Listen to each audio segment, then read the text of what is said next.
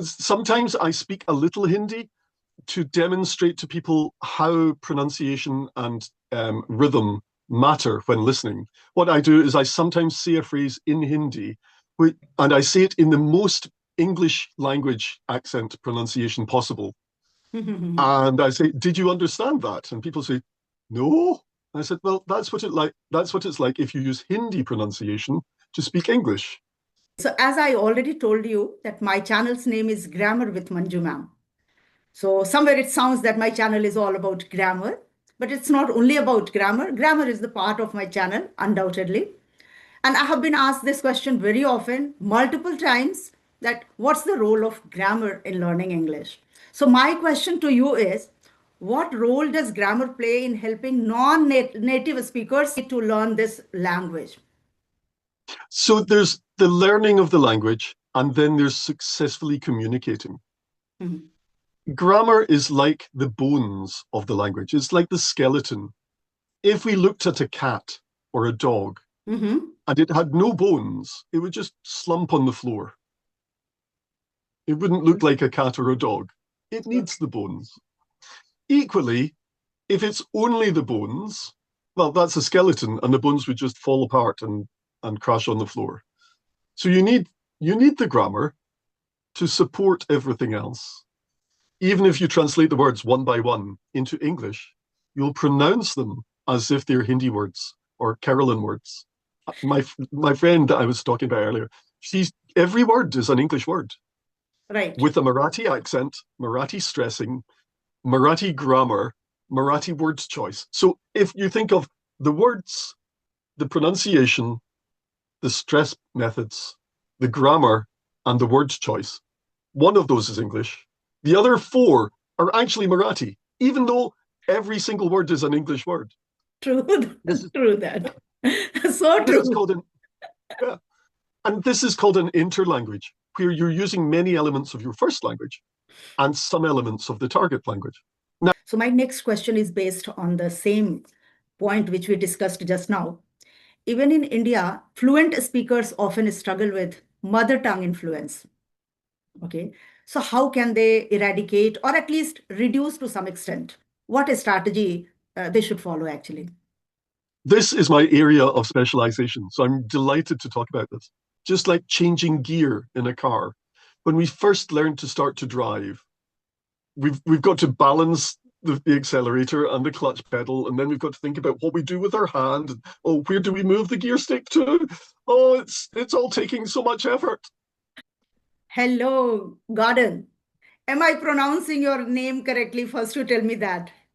Yes, you are getting it absolutely correct. Thank you very much. Okay. So good evening from India. How are you? I'm well, thank you. It is lunchtime for me at the moment in the UK. It's a cold winter's day. How is the weather where you are? Here also it's cold, but I can't say like you people because America and England, Sweden is snowing. So we can't say that. But for us, this winter is like extreme winter. I was out for a walk last night and I walked along the canal and the water was frozen. Yeah. It Yes. was very pretty. The lights on the canal boats were flickering and reflecting off all the little bits of ice. It was very pretty. Right, right. My daughter also every day she sends me some clips and short videos because she is in Sweden. So these days Okay. it's snowing there, and we feel Yeah. like being there at this moment to enjoy this snow because I have honestly not seen this kind of snow. So it's a pleasure to see, but for you people it's very common. It's a pleasure to see, sometimes less of a pleasure to be out in it. Sometimes the best way to see snow is behind the window in a warm house, looking out on the snow. That's often a more fun experience. I True that. think looking at the snow is often better than being in the snow. True that. But at times, just for a while, if just experiencing, Oh, snow yes. falling on your body and you are just able to bear that cold, that temperature also. Because here it is 9, 10, and 11, and people don't go out of the house. They feel it's too cold for them. Yes. I can Oh, believe that. yes, Gordon. I want you to introduce first. Certainly, my name is Gordon, also known as Mr. Love, because that's my actual name on my actual birth certificate and passport. Love means wolf in Old Scots. So my name is Mr. Love, and I live in the UK. I've lived and worked all over the UK, including in the City of London, the financial district, and I've Mhm. also lived and worked in the USA and very briefly in Canada. I've even spent a few days working in Sweden, in Stockholm. Lovely. I Yes, I please. started off as I started off as an engineer and a software developer. I became a management consultant, and then after a while, I became a full-time teacher. Several years ago, I became a full-time teacher of English as a foreign language. And one of the first things I did was write a book, and it became a TEFL bestseller around the world. It's called the Love English Phonetic Dictionary, and it's an easy to use guide to speaking over 5,000 English words. It gives you clearer, simpler pronunciation guidance so that you are easier to understand. And it is a bestseller even in India, I'm very happy to say. Okay, I think the book behind you is the same book, Yes, the having book black cover. there, that's correct. Yeah. Okay. Nice to know And in that. fact, it's on my t-shirt as well. That's something very nice. I'm Hmm. I'm very proud of my book. Yes, of course. We all are proud of your hard work and your efforts which you have put in, and it becomes easier for people, those who are really learning this language, isn't it? Absolutely. Yes. When I first started teaching English as a foreign language, I hadn't realized I would spend so much time doing it. I was on Clubhouse, and there were lots of people there who were native speakers in one part of Clubhouse, and lots of people wanting to practice speaking with native speakers to improve their English, but they were off in a completely different part. And they never really got access to the native speakers because the native speakers weren't interested. And so I ended up doing a little bit of tutoring and a little bit more and a little bit more. And then gradually I came to understand what the real needs were as I saw them. And that's what led to me writing my book. Okay. So I want to welcome you on my channel, Gordon. My channel's name is Grammar with Manju Ma'am. And let me introduce myself in short. Please. I am from India and especially the state called Uttar Pradesh. I don't know whether you have heard about it or not. In the Northwest, and you probably speak Hindi then. Yes. Okay. Okay. And then You're my not from Maharashtra. Oh, excuse okay. me one second. That's Hmm. Excuse me one second while I switch off the doorbell Okay. Okay. Please, please, please. to work in the UK. Hmm. So I do know people from other parts of India who have other languages, and I try to keep a map of which language belongs where. Okay, it's not easy. It's really very difficult because India has many languages, many languages. Yeah, many languages. Yes, true that. Do you In understand you, Hindi, Gordon? no. Sometimes I speak a little Hindi to demonstrate to people how pronunciation and rhythm matter when listening. What I do is I sometimes say a phrase in Hindi, and I say it in the most English language accent pronunciation possible. And I say, "Did you understand that?" And people say, "No." I said, "Well, that's what it's like if you use Hindi pronunciation to speak English." And that way it becomes a two-way street, and people get to really understand the effect that pronunciation can have. Right, right. So, Gordon, as I have the privilege of having you on my channel today, so I am ready with a couple of questions to be asked. If you are open to it, allow me to start with the very first question. Shall I go ahead? Please. Okay, so as I already told you that my channel's name is Grammar with Manju Ma'am. So somewhere it sounds that my channel is all about grammar, but it's not only about grammar. Grammar is the part of my channel, undoubtedly. And I have been asked this question very often, multiple times, that what's the role of grammar in learning English? So my question to you is, what role does grammar play in helping non-native speakers, very especially to learn this language? So there's the learning of the language, and then there's successfully communicating. Mhm. Grammar is like the bones of the language. It's like the skeleton. If we looked at a cat or a dog Mhm. and it had no bones, it would just slump on the floor. It wouldn't look like a cat or a dog. It needs the bones. Equally, if it's only the bones, well, that's a skeleton, and the bones would just fall apart and crash on the floor. So you need the grammar to support everything else, but you need everything else. You need you need the vocabulary, you need the usage, you need the pronunciation, you need the stress patterns. You need all of these things. Grammar is one element. And because English is quite fault tolerant with grammar, you need some grammar. You don't need all the grammar, but you True. do need some grammar. And so, what I'm always recommending to people is that they learn some pronunciation Mhm. and some words and some grammar. And they kind of build up the pronunciation first, and then they build up a bit of grammar, a bit of vocabulary, a bit more grammar, a bit more vocabulary, a bit more grammar. You don't need to learn all the grammar all at once, True and that. you don't need all the grammar at day one, but you need grammar because otherwise no one knows if that's a verb, if you're talking about an action, or you're talking about a thing, or you're talking about a descriptor, you're describing something. We don't know which word you're using. And if you add to that uh, first language pronunciation, then we really find it difficult to find out which word you're trying to say, Mm. which way you're trying to mean it. And therefore, when we put that together with the other words in the sentence, what's the sentence supposed to mean? So grammar is important. It's not the only thing that's important, and you don't need all the grammar, but you do Right. need some.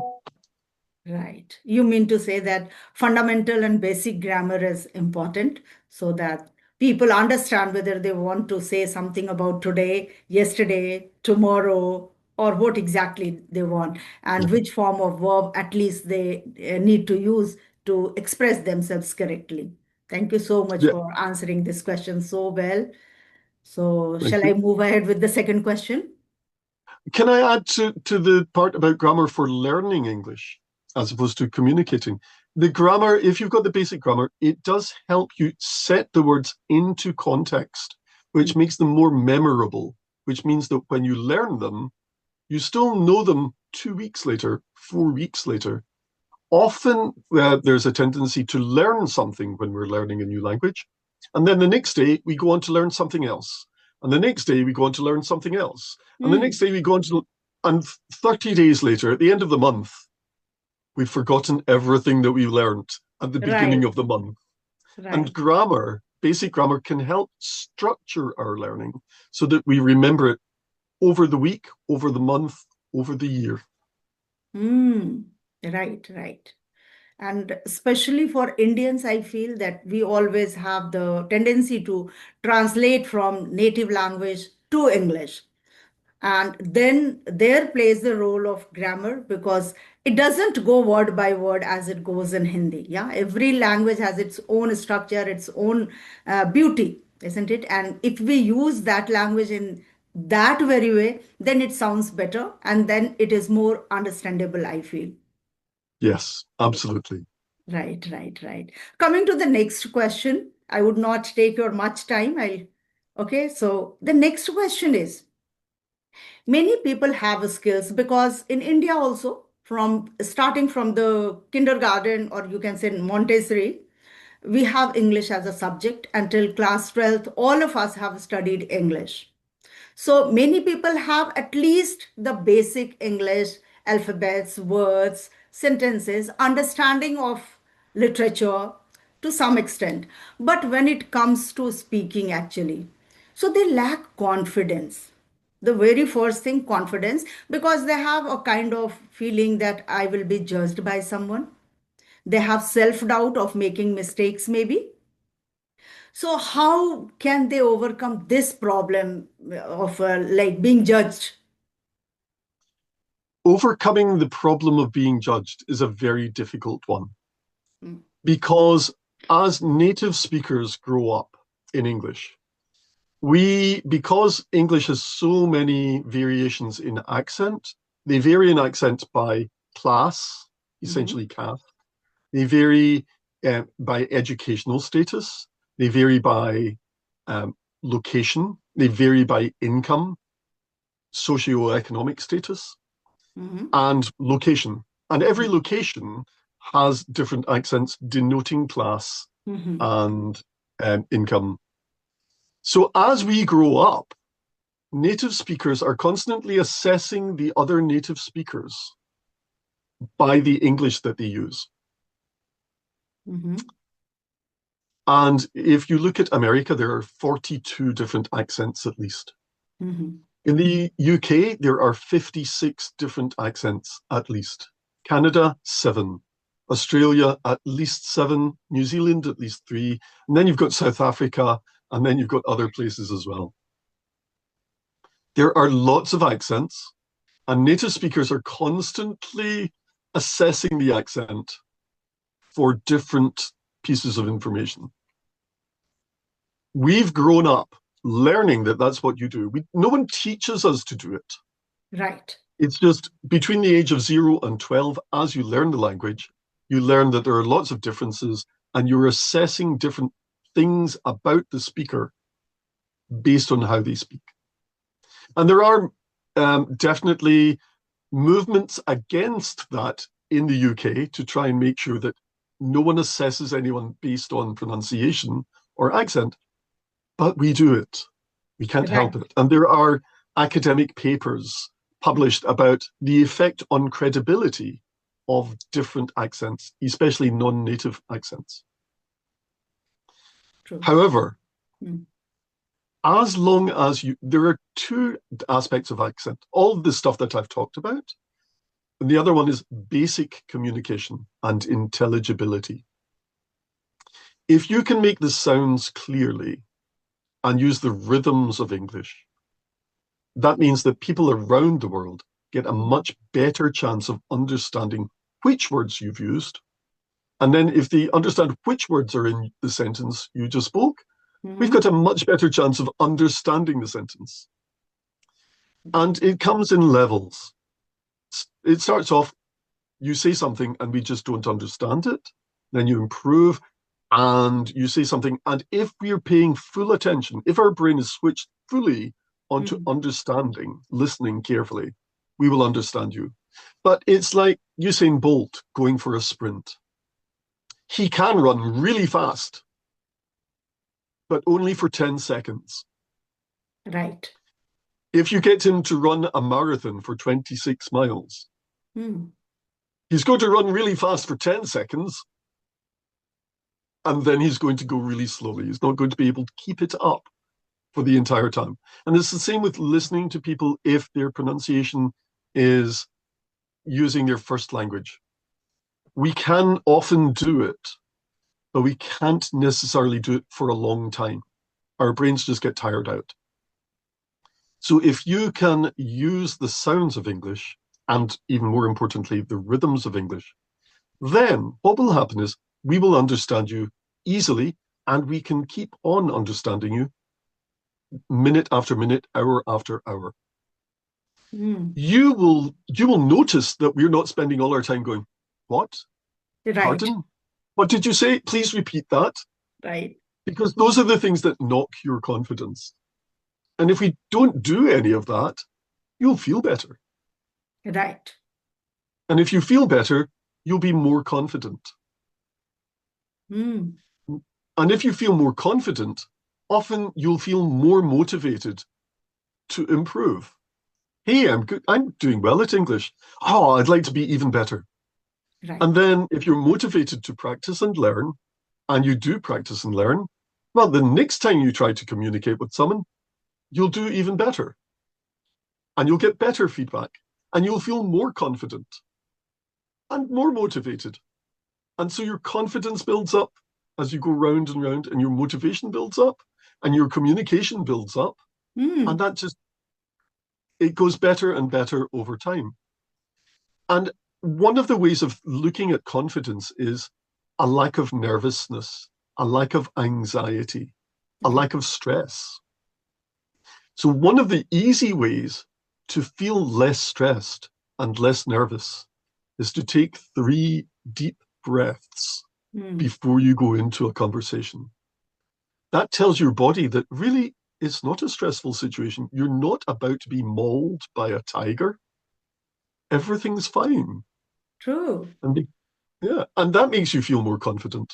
So the quick hack is take 3 deep breaths, let them out slowly.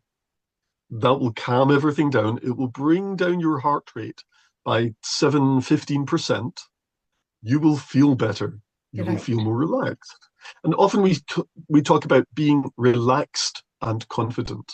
Mm, Often being relaxed brings us confidence just by itself. So those are my 2 top tips. very well Breathe. explained. Right. Right, right. Yes, it's the same things I feel that we also tell our learners, but what they say, what is their response in return? They say, ma'am, because you are able to speak, you say that reduce your stress, reduce your nervousness, but exactly just taking or having 3 breaths, we are not able to control our stress because stress is something we are always like occupied with some or the other stress. Like if I make grammar mistakes, if I do not get the right word, or if I'm not able to speak at all, or if I don't get the question. The problem is that also sometimes they don't get the question. Your question is something else, their answer would be something else. So these are the things. But yes, practice, practice, and practice. This is only the funda. And then, of course, just we have to think that we are going to talk. We are just going to talk. Simple. No, and we don't have to feel much about like I'm not able to speak like Gordon. I can't. My second language, I'm using second language. So, Gordon, initially when you started teaching, it is my one curious question. Did you not find it difficult to understand the accent of Indian learners? What I will say is people around the world, the issue of accent does crop up. And the one thing that people from around the world say, yeah, I can understand people except people from India. And I've been thinking about this question for several years now. Mm-hmm. And the the issue with Indian English is almost there is an Indian English. And Indian people want to speak Indian English, not English. Right. And Indian English, most of the people in India do not speak English as a first language. It's Right. almost always as a second language. Maybe they speak Tamil first. Maybe they speak Keralan first. Maybe Marathi, maybe Hindi. True. But it's almost always a first language, then English. And therefore, there is a thing called an interlanguage where you speak with the sounds and the rhythms, the methods of emphasis, this grammar structure of your first language. Even if you translate the words one by one into English, you'll pronounce them as if they're Hindi words or Keralan words. My friend that I was talking about earlier, she's every word is an English word Right. with a Marathi accent, Marathi stressing, Marathi grammar, Marathi word choice. So if you think of the words, the pronunciation, the stress methods, the grammar, and the word choice, one of those is English. The other 4 are actually Marathi, even though every single word is an English word. True. This is True that. So this is true. called an yeah. And this is called an interlanguage, where you're using many elements of your first language and some elements of the target language. Now, if you are speaking to other people who share your mother tongue or a similar mother tongue, it's actually easier to understand this halfway house language than it is to understand going all the way to English. And so India is a very big place with lots of people, and you will have lots of communication in English because maybe one person speaks Tamil, the other person speaks Hindi, so you'll use English as a common language. But because Tamil and Hindi are quite similar to each other, they're not identical, but it's like Portuguese and Italian or Italian and Spanish. They're not the same language, but if you look at all the languages of the world, they're quite similar. And the same with Tamil and Hindi. There are differences, but also there are lots of similarities. So if you're using English and you're using the Tamil accent or the Hindi accent, you understand each other. Right.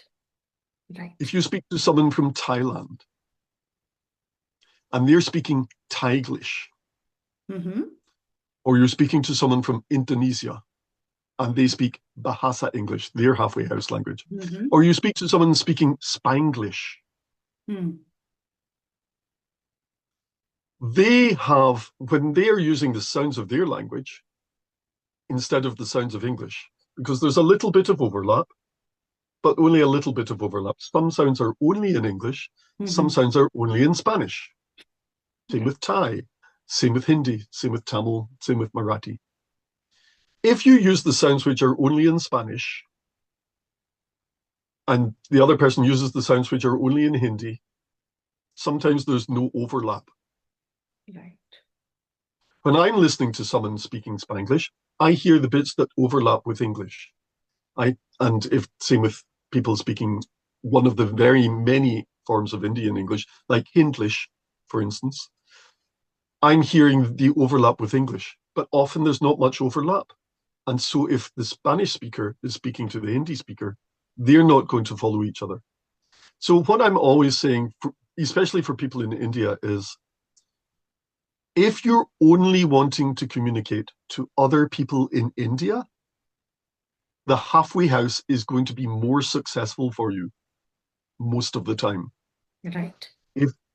If you want to speak to potential clients or employers in other countries, if you're speaking to suppliers in other countries, if you've joined an international project team with people from other countries, they don't want to learn Indian English in addition to the English they've already learned. True. Because it's essentially learning two languages for them. And so if you want to communicate to the rest of the world, it makes a lot of sense to learn all the sounds of English, all the stress patterns of English, and to improve your grammar and vocabulary. Right. So my next question is based on the same point which we discussed just now. Even in India, fluent speakers often struggle with mother tongue influence. Okay. So how can they eradicate or at least reduce to some extent? What a strategy they should follow actually? This is my area of specialization, so I'm delighted to talk about this. Okay.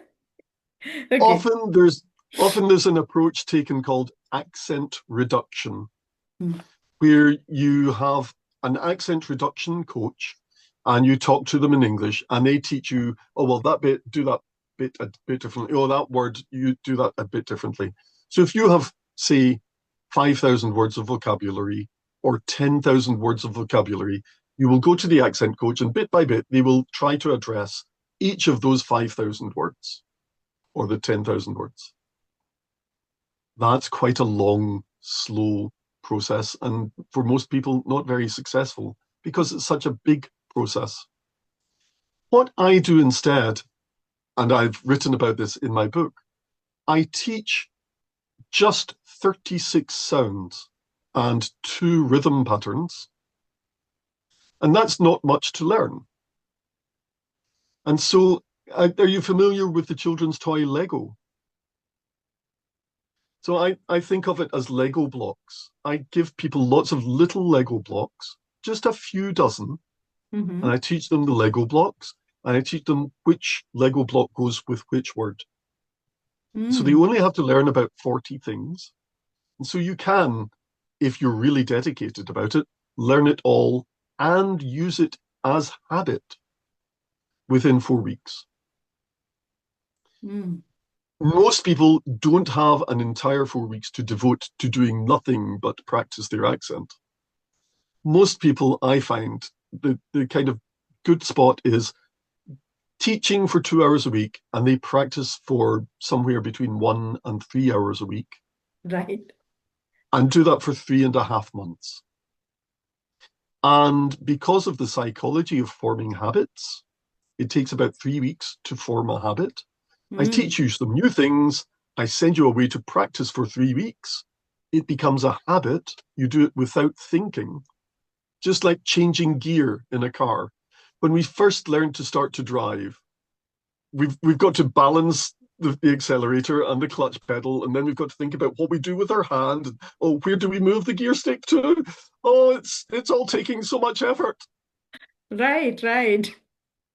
After we've been taught to drive for something like 3 or 4 weeks, we just say, oh, there's a junction coming up. I better slow down and change to a different gear. And we just think, I'll change gear, and our hand just does it for us. Right. And it's going from knowing what you ought to do to actually doing it without having to consciously control what you're doing. That's what takes the time. Right. It's like going to piano lessons. We don't go to piano lessons and someone says, here's how you play piano. I'm going to, on the blackboard, I'm going to draw where your fingers should go. You've now been taught where your fingers should go. I'm going to go away and I'll see you next week. By the way, I want to listen to you playing that song 1 week from now. It doesn't work that way with piano. Right. It doesn't work that way with accent either. So we need to practice because it's a physical skill. We use our tongue and our jaw and our lips and our breath, and we have to control all of that. And there's another muscle that we're not really aware of. The muscles that we use for swallowing food and water have been reused for speech.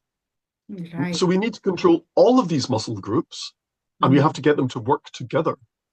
And that's a physical skill that we need to work on, like playing the piano. Lovely. Lovely. And the sound, and the only sounds we need to learn are, there are about 28 vowel sounds in English. There are 25 vowel sounds in Indian English. There are only 23 in British English. There are 25 in Indian English. And according to the Oxford English Dictionary, who are custodians of English for the world, they care about English everywhere in the world. And it turns out, if you learn 12 of them, just 12, those are all the vowel sounds you need. If you learn 24 consonant sounds, that's the only set of consonant sounds you need. And so you need A, E, I, O, U, and everyone learns that as part of the alphabet growing up. You need U, Ow, Oi. You need A, E, I, O, A. That's it. Those are the only 12 that you need. And then you need consonant sounds like P and B and G and D and J. You need S, the frightened snake sound, I call that. And you need Z, the angry bees sound. You need sh, like a librarian telling you to be quiet. You need Z. You need th and v and w, like blowing out a candle. And of course, the one that everyone knows about, the TH sound. S and because there are 2 of them. Right, right. And then you need, like, just breathing out, and and and and and and yeah. That's it. That's all you need. All of English for an international audience Right. Not just an Indian audience, but for anyone that you're going to speak all. to internationally. Native speaker, second language speaker from Chile in South America, or from Russia, or from Thailand, or from Japan. That's all you need. And if you can learn those sounds and make those sounds, and you can do it, as I say, in 3.5 months, Right. then all of a sudden, for the rest of your English language learning journey, you have all the sounds. You will be communicating more successfully. People will give you more feedback, and you'll be happier about your English and more confident. And I think that's a great thing.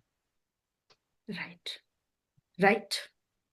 So coming to the next question, as you said, that 3.5 months just to learn the sounds, the phonetics, okay? The sounds and the rhythms. The rhythm, yes.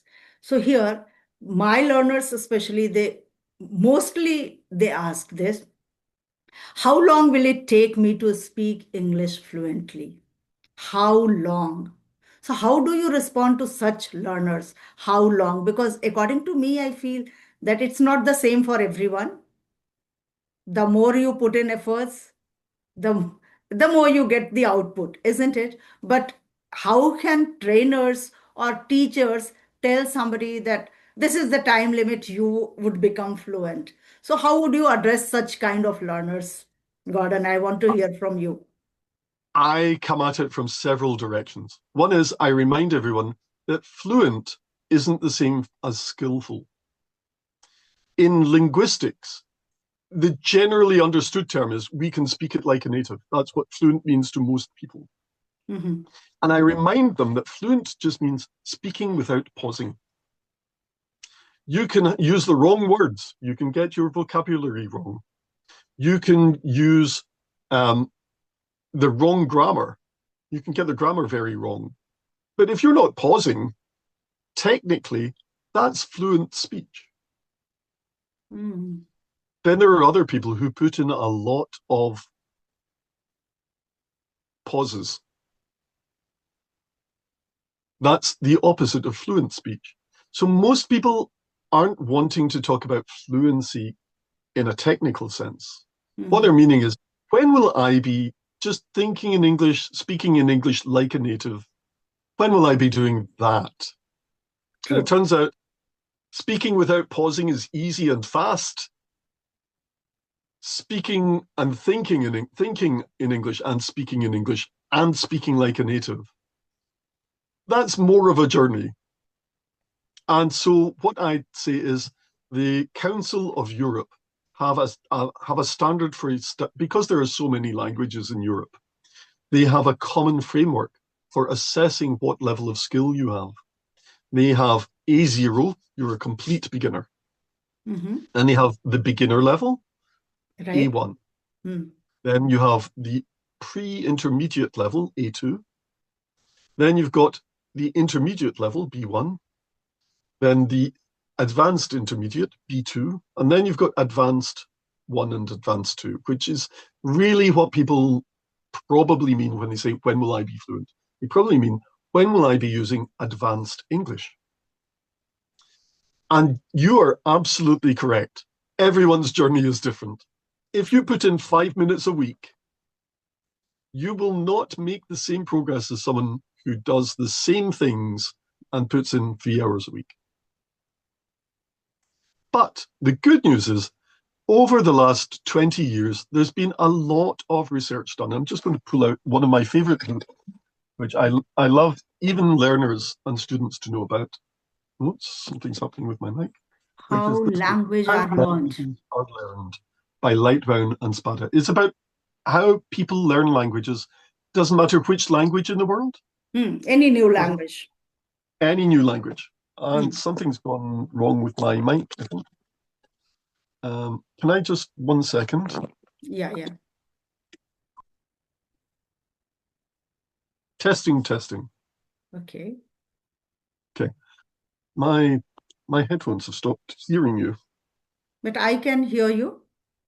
That's okay then. We'll just continue then. Yeah. I won't try to troubleshoot my No. sound. For this episode, this is the last question, and then we'll certainly be I'm there in the sorry for second making you do a little bit of editing. video. I'll do that. I'll do that. I mean, one of the things I'm absolutely impressed by, you have over 1,000 videos on your YouTube channel. That's astonishing to me. I've got 15, and I feel like I've done a lot of work to get 15 videos live.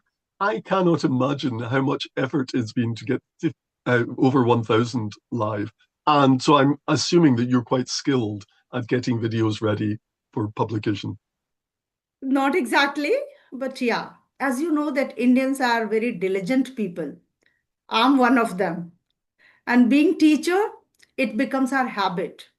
I'm also like busybody. I want to do something or the other every time. So it's good to spend time for the channel, spend time to upskill my talent. So that's how I'm learning actually. I'm not that very good.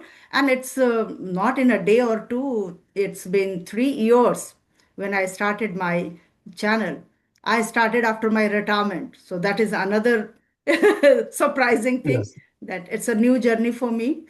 But yes, it was quite fulfilling. I feel that whatever I have learned, it means a lot to me. And you have many followers, so I'm sure it means a lot to other people as well. Thank you so much. And I'm so glad that you really explained all these tricky questions so well. And learners are going to get great benefit out of it. I hope they love this video and they like you. And many of them would certainly approach you, I suppose, because my learners, they ask, I want to become like native. And I always tell them that beginning, start your journey with me, then later, certainly move to the other tutors, those who can train you so that you can adjust in any corner of the world. It's not only about adjusting in India. Yeah, Indian English would certainly work in India, but if you really want to connect with people, your clients are from all over the world. In that case, you need to have that perfect accent and the clarity of pronunciation and the stress pattern. Stress, all these things are important for them. I can just teach some beginners and intermediates, but later they want teacher like you. So, okay, Gordon, Absolutely. thank you so much for being here and giving me an opportunity to host you. I'm overwhelmed today. It's been absolutely my pleasure to be on your show. Thank you.